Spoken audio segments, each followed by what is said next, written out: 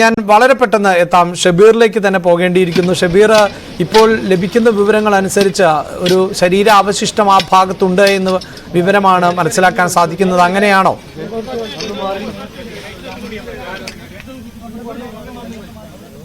K P, അങ്ങനെ തന്നെയാണ്. കാരണം നമ്മളിപ്പോൾ ഈ വാർത്ത റിപ്പോർട്ട് ചെയ്തുകൊണ്ടിരുന്ന ഈ സ്ഥലം ഞാൻ നേരത്തെ പറഞ്ഞല്ലോ, സീതമ്മക്കുണ്ട് വെള്ളച്ചാട്ടിനോട് ചേർന്നുള്ള ഈ മുണ്ടക്കൈ ടൗൺ പ്രദേശമാണ്. മുണ്ടക്കൈ ഈ ജുമാ മസ്ജിദ്, അതുപോലെ തന്നെ ഇവിടെ ഒരു പാടി ഉണ്ടായിരുന്നു, ഇവിടെ കുറെ വീടുകൾ ഉണ്ടായിരുന്നു. ഞാൻ നേരത്തെ പറഞ്ഞതുപോലെ തന്നെ നാലംഗ കുടുംബത്തിന്റെ ഒരു വീട് നിന്നിരുന്ന സ്ഥലത്താണ് നമ്മളിപ്പോൾ നിൽക്കുന്നത്. അവിടെ നേരത്തെ തൊട്ട് തന്നെ ഈ കുറെ സന്നദ്ധ സംഘടനകൾ അവിടെയുള്ള കോൺക്രീറ്റ് പാളികൾ ഇളക്കി മാറ്റാനുള്ള ശ്രമത്തിലായിരുന്നു. നമ്മളും അവരോടൊപ്പം ഉണ്ടായിരുന്നു. ഇപ്പോൾ നല്ല രീതിയിലുള്ള സ്മെല്ല് വരുന്നുണ്ട്.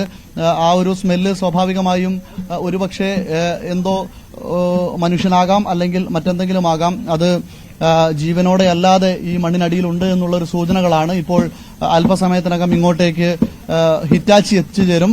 ഹിറ്റാച്ചി ഉപയോഗിച്ചുകൊണ്ട് ഈ ഒരു വീടിന്റെ ഒരു സ്റ്റെപ്പാണ് അവിടെ, അതായത് നമ്മുടെ 2 നില വീടായിരുന്നു, ആ വീടിന്റെ ഒരു സ്റ്റെപ്പ് അമർന്നു കിടക്കുന്ന രീതിയിലാണ്. ആ സ്റ്റെപ്പ് ഇളക്കി മാറ്റിയാൽ മാത്രമേ അതിനടിയിൽ മൃതദേഹമാണോ അല്ലെങ്കിൽ മറ്റു എന്തെങ്കിലും ആണോ എന്ന് അറിയാൻ സാധിക്കുകയുള്ളൂ. നല്ല രീതിയിലുള്ള സ്മെല്ല് ഇപ്പോൾ ഈ ഭാഗത്ത് പടരുന്നുണ്ട്. തീർച്ചയായും അവിടെ സൂചിപ്പിക്കുന്ന പോലെ ഈ നാലംഗ കുടുംബം താമസിച്ചിരുന്ന ഇടം തന്നെയാണ്. അവിടേക്ക് അടക്കം ഈ മൃതദേഹത്തിന്റെ ഭാഗങ്ങൾ ലഭിക്കുമ്പോൾ അത് അവരുടേത് തന്നെയാണോ എന്ന് നമുക്ക് ഉറപ്പിക്കാനൊന്നും പറ്റില്ല. കാരണം അങ്ങനെ വലിയൊരു പാച്ചിൽ ആണ്, പാറക്കെട്ടുകൾ, മണ്ണ് ഒക്കെ. നമുക്ക് വീണ്ടും അനുമോദിലേക്ക് പോയ ശേഷം ഷബീർ തുടരുക.